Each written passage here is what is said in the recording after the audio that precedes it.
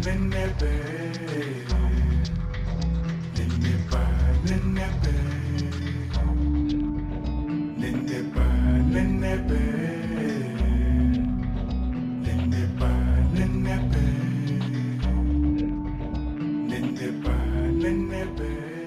projection du film documentaire Redemption Song, c'est une activité qui s'inscrit dans les projets Redemption Song.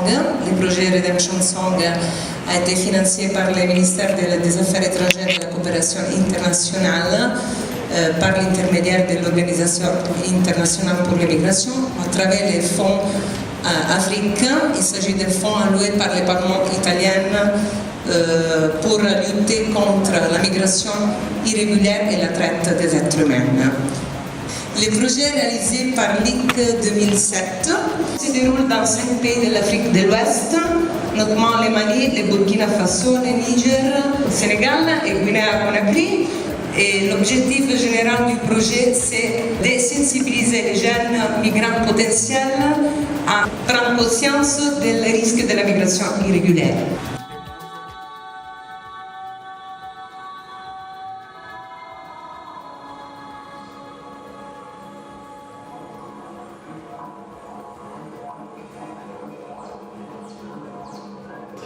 Le projet se base sur un documentaire qui s'appelle Redemption Song, que c'est l'histoire d'un réfugié guinéen qui a fait l'expérience de la migration irrégulière et qui décide, une fois arrivé en Italie, de retourner dans son pays natal pour sensibiliser son frère et ses sœurs sur les risques de la migration irrégulière, sur la crise en Europe et sur les risques de la traite des êtres humains. Moi, depuis que j'ai vu l'annonce, ça m'a fait rappeler de Bob Marley. Quand il dit Redemption Song, emancipate yourself from mental slavery, nobody can free a roman, have nothing to make and G. Donc je me suis dit, il faut que je vienne ici ce soir pour regarder ces films-là. Ça me fait rappeler aussi de l'esclavage. En tant qu'Africain, en tant que panafricain, en tant que révolutionnaire et encore en tant que Rasta, je dois venir ici regarder ces films-là, de découvrir réellement qu'est-ce qui se trouve dans ces films-là. Aujourd'hui, nous savons que l'immigration irrégulière, c'est un sujet qui concerne tout le monde. À travers ce film-là, il y a un message qui sera véhiculé. Peut-être qu'il y a d'autres qui aspiraient à partir à l'étranger. Ils vont se dire que ce n'est pas une bonne chose. Et je pense que ce film est crucial en ce moment. Les activités les plus importantes du projet sont la projection du film documentaire et une campagne de sensibilisation à travers les radios et les télévisions nationales et régionales. De la Libye jusqu'à l'arrivée des secouristes. Moi, j'ai eu peut-être la chance de partir. Je suis parti quand c'était possible de partir encore avec des visas. Parce qu'en 1998, il y avait moins de complications pour avoir des visas pour aller en Europe. Tu allais avec un document, un visa, tu restais 3 mois et puis après tu devenais clando. Donc après 3 mois, mon visa était périmé et j'étais à Toulouse, clando sur mes cousins. Et dans la galère totale parce que c'était vraiment une période difficile. Et en me posant des questions sur pourquoi je suis venu ici, quand au Burkina Faso, je n'étais pas si pauvre que ça. Parce que des fois, on a l'impression que les gens partent parce qu'ils sont mal, mais aussi il y a le rêve de partir. Parce que j'ai fait un retour assez important par rapport au débat qui va se créer. Notre projet ne dit pas que les gens ne doivent pas partir. Il faut qu'on soit clair là-dessus, qu'ils partent bien. Qu'ils évitent de risquer en prenant le désert, en traversant la mer, et en ne sachant pas très bien ce qui les attend. De l'autre côté, donc, la sensibilisation, c'est pas contre l'immigration. Donc, il faut qu'on parle de ça aussi. Qu'on n'est pas contre que les gens parlent, parce que c'est pas vraiment l'objectif de travail. Donc, on aimerait qu'ils parlent mieux, pour qu'on ne se retrouve pas avec des situations où c'est vraiment puissant quand tu as envie de faire quelque chose. Voilà. Un rêve, ça se vit, et qui ne veut pas rêver ne dort pas. Tout le monde qui dort rêve. Mais le problème qui se pose, c'est seulement la réalisation de nos rêves. Il y a des rêves qui sont assez difficiles à réaliser. Je voudrais juste, comme contribution, vous dire que lors des sensibilisations des informations, il faudra faire des thérapies de groupe. Parce qu'habituellement, les jeunes qui partent vous disent « c'est pour le poids de la famille ». Voilà. Pour la petite histoire, moi je suis camerounaise et la dernière vague des retours, on a vu des familles qui venaient récupérer leurs enfants. Il y en avait qui étaient gays, mais dans 40%, il y a des familles qui ont refusé de venir récupérer leurs parents au prétexte pris de ce que, même si c'est dur, comment tu serais parti parce que toute la famille, tout le village comptait sur toi. C'est bien de parler aux jeunes, mais derrière les jeunes, il y a une famille, il y a un village, il y a une tribu. Et si on commence par là, peut-être c'est le meilleur moyen de dissuader de nombreuses personnes de partir. Le 3 août 2016, j'étais à l'aéroport de Bamako. Il y avait plusieurs Maliens qui étaient rapatriés de Libye. Dans le cadre de mon travail, je suis retourné interroger un migrant, Mary Dambélé, qui habite dans la région de Kita, là tout dernièrement en juillet 2018. Sa situation n'a pas changé, elle s'est dégradée. Et du coup, cette personne essaye aujourd'hui de retourner en Libye. Alors là, on parle de sensibilisation, on parle de beaucoup de choses. Il y a énormément de choses qui sont faites, notamment avec la coopération italienne. Je peux le dire parce que j'ai participé à un projet avec eux. Mais j'aimerais avoir quelques réponses aussi, finalement. Qu'est-ce qu'on peut faire? Moi, je suis juste journaliste, je tends mon micro à des gens et j'aimerais savoir qu'est-ce qu'on pourrait faire pour un type comme Mary Dambélé, qui est courageux, qui est travailleur, mais finalement qui n'a rien et qui va certainement se retrouver de nouveau sur les routes pour retourner en Libye parce qu'il n'y a rien pour lui dans le pays. Pour nous, comme solution alternative liée à la migration irrégulière, nous nous sommes dit pourquoi ne pas informer la jeunesse sur les alternatives locales existantes telles que l'ANPE, la pêche, il y a le ProSèche, il y a également Swiss Contact qui finance des projets d'entrepreneuriat, il y a Creatim, c'est aussi un cabinet qui forme et qui accompagne les jeunes à développer leurs projets. S'ils ne savent pas concevoir un projet, ils les aident à la conception, aussi à la budgétisation et même leur donnent des réseautages pour pouvoir financer ces projets-là. Mais il y a beaucoup de jeunes qui ne sont pas au courant de ces opportunités existantes au Mali. Ils pensent que tout, il faut aller le chercher ailleurs. Et pourtant au Mali, bien évidemment, avec beaucoup de courage et de persévérance, il est possible de gagner sa vie. Maintenant, comme vous l'avez dit, j'ai beaucoup aimé votre devise qui dit « libre d'émigrer, mais conscient et sans risque inutile. Mon pays, mon paradis. » Le Mali peut être le paradis. Je vous le dis, mais ce n'est pas pour refuser à quelqu'un de partir. Parce que nous aussi, nous avons une autre mission, c'est de les informer sur les procédures légales à la migration. Beaucoup de jeunes se confient à des coxers. Si je dis coxers, je vais dire les passeurs. Ils se confient à ces gens, donnent des millions et des millions, de 5 millions pour avoir un visa qui, ici, c'est le visa français, c'est de 45 000 à 60 000. Et il suffit juste de remplir les formalités et de savoir comment chercher un visa. Il y a plusieurs sortes de visas. Pour les programmes de travail qualifiés, il y a aussi pour les étudiants. Il y a plusieurs sortes de moyens de chercher un visa par la voie légale et partir sans risquer sa vie. Sinon, je pense qu'à un moment donné, on ne peut pas faire peur à celui qui veut mourir. Ces migrants ne vivent plus. Ils sont morts déjà dans leur famille, dans leur maison. Mais à un moment donné, je pense qu'il faut positiver la migration. Je prends le cas du Mali où nous sommes à plus de 500 milliards par an que les migrants que la diaspora envoie au Mali. C'est des gestes à apprécier.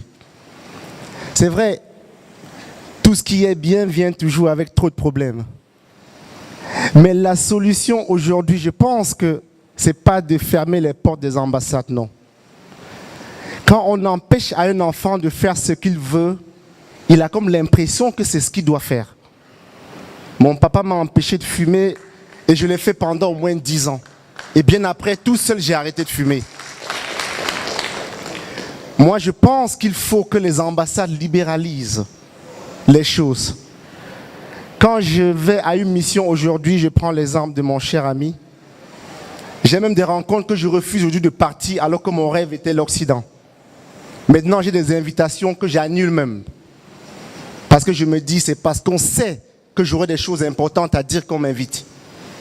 Et parfois, je mets la barre très haute. Il y a aussi ce phénomène, on doit mettre la barre haute et se faire respecter. Je pense aussi à un moment donné qu'il faut, si l'Europe, ça il faut le dire clairement, et je suis un activiste, l'Europe veut mettre fin à la migration. Ça il faut le dire. Mais pour le faire, je pense que la meilleure façon, c'est de libéraliser parce que tous ceux qui iront, on n'est pas habitué à l'hiver. Je déteste l'hiver. Les Européens eux-mêmes détestent l'hiver. C'est pour ça qu'en hiver, ils viennent plus en Afrique, pour chercher le soleil. Je dis, si les gens partent et qu'ils reviennent en sachant qu'en demandant encore un visa, ils peuvent repartir, beaucoup ne resteront pas en Europe. Beaucoup y restent parce qu'ils ont dépensé énormément et qu'une fois là-bas, ils savent que s'ils ressortent, ils ne pourront plus revenir. Alors, à plan international, nous sommes en train de réfléchir sur un projet de lutte contre la migration et nous espérons aller avec COPI, en consortium avec d'autres pays de l'Afrique de l'Ouest. Alors, j'avoue que vraiment ce film va nous servir d'inspiration et en fait, au-delà de la sensibilisation, je crois qu'il faut penser aussi au plaidoyer. Plaidoyer pour beaucoup plus de programmes adéquats, en synergie bien sûr avec les pays de l'Occident, pour qu'on puisse vraiment lutter de manière vraiment efficace contre ce fléau qui vraiment est en train vraiment de détruire la jeunesse de l'Afrique. Je vous remercie, je voudrais souhaiter et j'espère que vous allez passer ce documentaire qui selon moi est une qualité vraiment exceptionnelle. J'espère que vous allez les passer dans tous les endroits, les lieux possibles, qu'on va faire de la sensibilisation ensemble. Nous sommes partants aussi pour ça, bien sûr. Donc, je vous invite à tout le monde à utiliser ce support-là, que c'est ce support audiovisuel, après pour faire des débats, pour faire de la sensibilisation. Et je voudrais aussi partager avec vous une petite réflexion après le documentaire. Et je crois que ce documentaire-là va aussi de notre question, que clairement c'est le développement. Non? Nous sommes ici comme coopération, et il y a des autres agents de coopération ici, pour accompagner ce développement. Le développement, c'est un élément important pour travailler sur le flux migratoire. Et comme vous voyez, moi je parle avec un gros accent italien, ça quitte jamais. Mais je voudrais aussi rappeler un autre facteur, que c'est la culture. La culture, aussi là, nous avons participé pour créer cet élément parce que selon moi, c'est à partir de la culture qu'on crée les conditions par lesquelles nous restons ici, mais surtout les conditions, si nous voulons rester ici, comme on a dit, mais surtout les conditions par lesquelles on est fier et orgueilleux et on a la fierté d'être qui nous sommes. Et je vous dis une chose, selon moi, les premiers endroits duquel il ne faut pas partir, c'est notre propre culture. Et à chacun la sienne, les Africaines, les Européennes, mais c'est ça qu'il faut préserver. Et nous sommes ici aussi pour vous aider à faire ça, pour vous accompagner, pour le faire ensemble.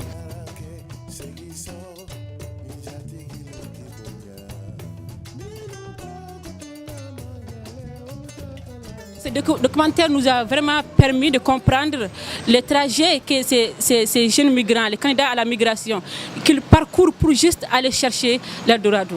Il est aussi tout le temps dit que migrer est un droit, mais migrer vers la bonne voie. Les voyages inutiles, la migration, lorsqu'elle cause des dangers, lorsqu'elle cause des risques, je pense que ces risques, souvent lorsqu'ils sont inutiles, on a besoin vraiment de communiquer, de sensibiliser, de faire ce genre de campagne pour que ces jeunes comprennent que l'essentiel c'est de patienter, l'essentiel de chercher le travail et c'est possible dans nos pays, dans nos propres pays.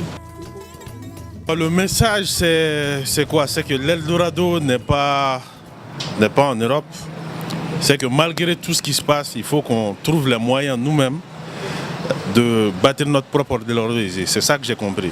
Je pense que le film participe beaucoup à la déconstruction de cette idée, de ces idées reçues-là par rapport à l'Europe. Parce qu'on voit les fichiers, on voit des clochards qui sont dehors, on voit l'état même de l'Europe actuellement. Il ne faut pas rester toute la faute sur les Blancs, il faut nous-mêmes nous remettre en cause et travailler. C'est ça que j'ai compris. Bon, je trouve, première chose, que les films qu'on a regardés, c'est vraiment un grand film. Je vais remercier de nouveau la directrice Cristina Mantis et Sissoko qui sont les protagonistes. Et j'ai trouvé un film vraiment avec un regard très particulier, très spécial. Et nous, comme coopération italienne, nous avons soutenu ces films pour faire du débat, pour faire de la sensibilisation. Donc j'espère vraiment que ces films qu'on a regardés, il va passer dans le majeur nombre d'écoles possibles, il va rejoindre les villages et qu'on peut vraiment entamer un débat à partir de ça pour parler de la migration, des flux migratoires et pour rencontrer des solutions qui ne sont pas les solutions usuelles qu'on cherche pour la migration, parce que la migration ou les flux migratoires, à la fin, c'est un problème dans lequel on parle du mouvement des populations. Le mouvement des populations, c'est quelque chose qui c'est aussi très positif. Ce qu'il faut trouver, c'est la façon de faire ce mouvement dans les conditions qui soient propres à tous les êtres humains. Et nous, dans notre pays, nous, la coopération italienne, nous sommes ici aussi pour appuyer ça. Parce que tout le monde peut bouger dans les conditions humaines, dans les conditions qu'un être humain vraiment mérite d'avoir et de recevoir dans la vie.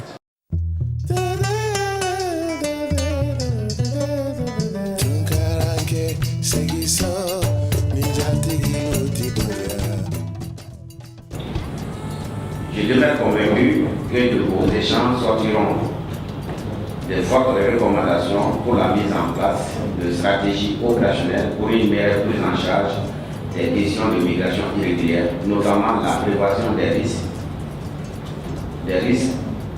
et la mobilisation de la diaspora pour les actions de développement dans les pays d'origine. Et nous osons espérer que ce plan d'action va permettre de lutter efficacement contre ce phénomène. Dans l'atelier, il y aura beaucoup d'interventions sur la politique nationale de migration du Mali et nos structures techniques sont là comme la délégation générale des Maliens de l'extérieur et nous avons vu que cet atelier cadre parfaitement avec les objectifs de la politique nationale de migration du Mali.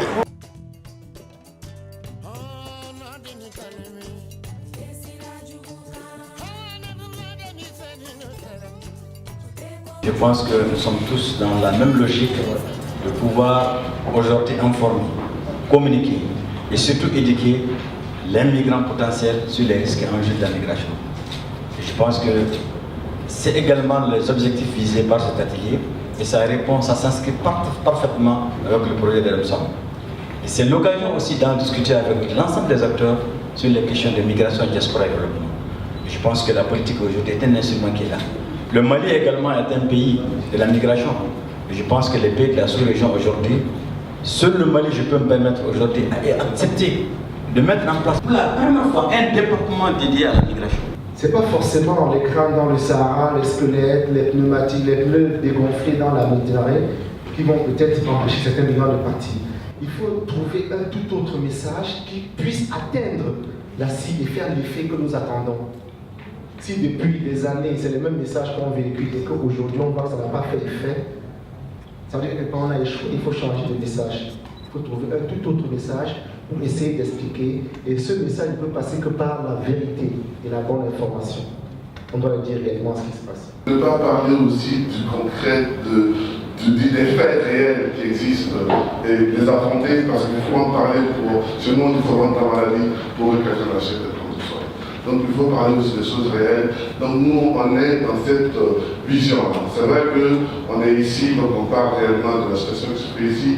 On est aussi là-bas. Il faut impliquer les migrants dans les processus de sensibilisation, communication et surtout le contact correctement entre les différents êtres, pas seulement une partie, tout les êtres. Donc c'est vraiment important qu'on parle de ça.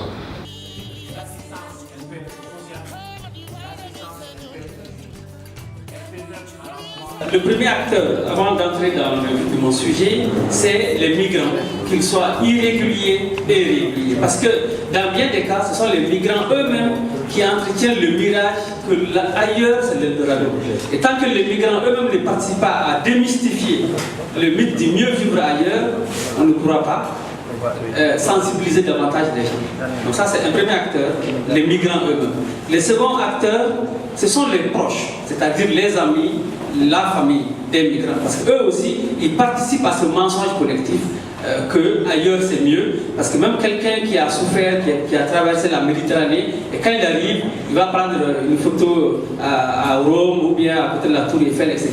Et quand on lui demande de raconter son histoire, ce n'est jamais les foyers ou autres, en tout cas, ce n'est pas les taudis, c'est pas... Et donc, premier acteur, les migrants, le second, c'est les proches. Troisième acteur, les institutions nationales. Quatrième acteur, ce sont les acteurs associatifs. Parce qu'au Mali, nous avons la chance d'avoir une coordination des associations de rapatriés, expulsés, ARASEM, donc les migrants de transit qui finalement sont devenus nos frères qui sont ici. Donc eux, c'est important de les associer. Le quatrième acteur, ça c'était le quatrième acteur. Le cinquième, ce sont les universitaires. Dans mon département, j'ai 4000 étudiants. Donc si vous n'associez pas les universités à la sensibilisation, à l'information, c'est difficile parce que nos étudiants, nos universités sont des fabriques de chômeurs et donc quand ils terminent sans opportunité, c'est des candidats potentiels. Bon. Ensuite, sixième acteur, les médias. Aujourd'hui, les gens ont accès à l'information, voire même à la désinformation grâce aux médias. Donc tout ce qui est TV, radio, réseaux sociaux. Septième acteur, les ONG telles que les GRDR qui depuis plus de 40 ans travaillent avec des associations de la vallée du fleuve Sénégal. Il y a aussi d'autres ONG nationales qui travaillent sur ces questions. Huitième acteur, qu'on oublie assez souvent, ce sont ceux que nous on appelle les opérateurs de suivi. Vous savez, quand par exemple, je prends le cas de l'OFI, l'Office français d'intégration et d'immigration, lorsque les gens reviennent pendant 6 mois après, ils prennent la tâche avec l'OFI par exemple de Bamako, et après on les met en contact avec 2 opérateurs, AFIDRA à Bamako et CIDS à Caille, qui les aident en fait à monter un projet. Après ils peuvent avoir un financement entre 4 000 et 7 000 euros. Donc il y en a d'autres opérateurs qui ont émergé ces dernières années, mais en tout cas voilà rapidement les 8 acteurs, et donc migrants, proches des migrants, institutions publiques, acteurs associatifs, universitaires, médias, ONG, opérateurs de suivi. Donc on pourra vous redonner la liste. Ce programme de réinsertion, on a parlé du volet social, mais on a aussi le volet professionnel. Donc historiquement, il y a toujours le dispositif d'aide à la création d'entreprises, aussi modeste soit l'entreprise, on est bien d'accord, on peut parler d'auto-emploi, on peut parler d'activités génératrices de revenus. Le but, c'est d'accompagner la personne méthodologiquement, techniquement, financièrement, pour qu'elle puisse mûrir son idée de projet et la transformer vraiment en un projet viable d'entreprise qui pourra générer des revenus dont elle pourra vraiment vivre. Il y a certains partenaires qui sont là, qui pourront peut-être parler plus précisément de comment ils font. Donc l'idée, c'est de procurer en tout cas un accompagnement sur 1 an, qui permet à la personne donc, de faire une étude de faisabilité de son projet, de faire un plan de financement et aussi d'accéder à une partie d'une subvention, donc une subvention qui permet de démarrer le projet.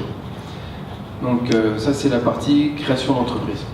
Après on a expérimenté un autre dispositif qui est beaucoup plus récent, c'est à travers un partenariat notamment avec l'ANPE du Mali, et maintenant qui s'est élargi aussi avec la pêche, qui consiste à aider aussi les personnes dans leur projet d'insertion professionnelle, mais par l'emploi. Donc tout le monde n'est pas né entrepreneur, même si beaucoup ont eu des expériences en France ou ailleurs. L'idée est d'accompagner ce public-là sur la recherche d'un emploi et de pouvoir valoriser leurs compétences et leur parcours de formation pour ceux qui ont suivi des formations en France. Et l'appui de l'OFI consiste aussi à un accompagnement de 12 mois et d'un cofinancement de la première année de salaire. L'idée, c'est vraiment de rendre ces personnes-là plus attractives au recrutement en permettant à l'entreprise qui les embauche de bénéficier d'une prise en charge de 50% du salaire sur la première année. Après chaque mission de sensibilisation, on nous demande ce que vous nous proposez en retour. Donc nous, on a couplé les deux en fait, la sensibilisation et l'information sur les opportunités d'emploi. Donc peut-être c'est mal formulé, mais c'est dans ce sens-là qu'on vient.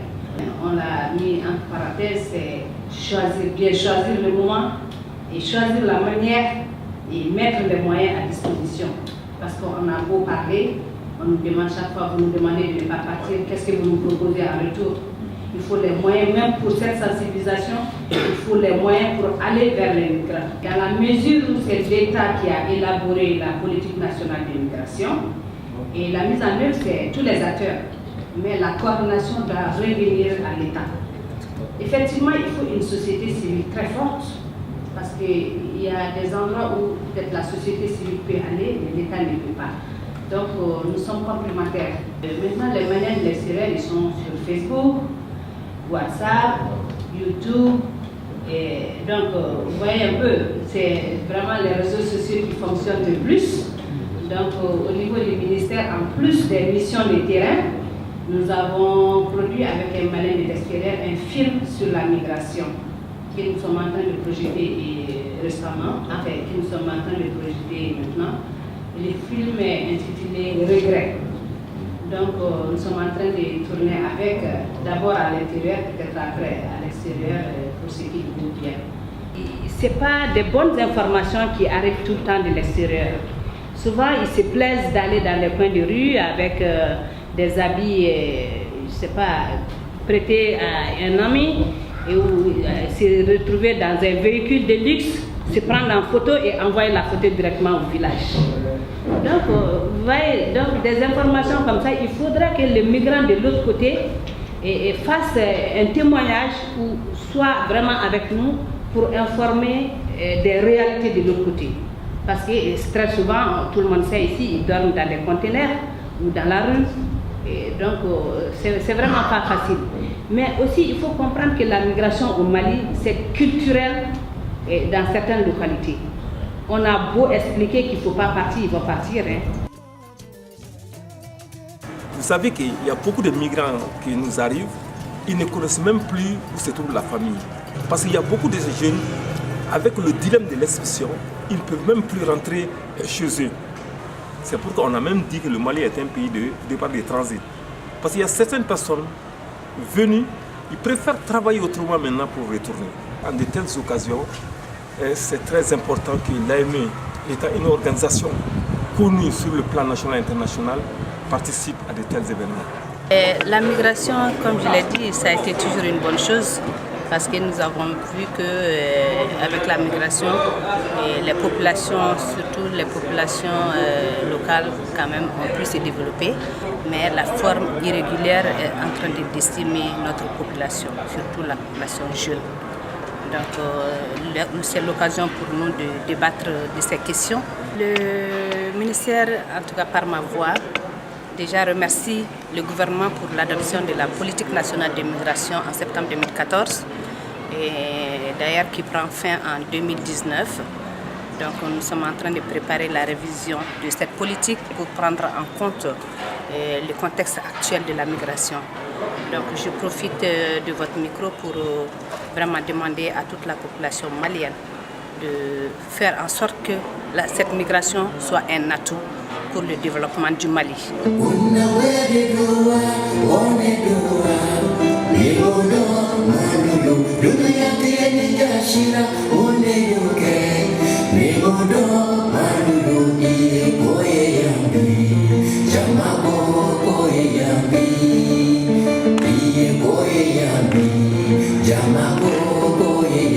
Qu'est-ce qui n'a pas marché? Qu'est-ce qui est à la base? Qu'est-ce qui a échoué? Ça me murmure dans la case. La case a-t-elle pris feu? A-t-elle été calcinée? A-t-elle été incontrôlée, oubliée ou hypothéquée? Les civismes, la médiocrité, mais PIB, le laisser aller, plus d'interdit, plus rien n'est prohibé. On m'a la tête haute, on change.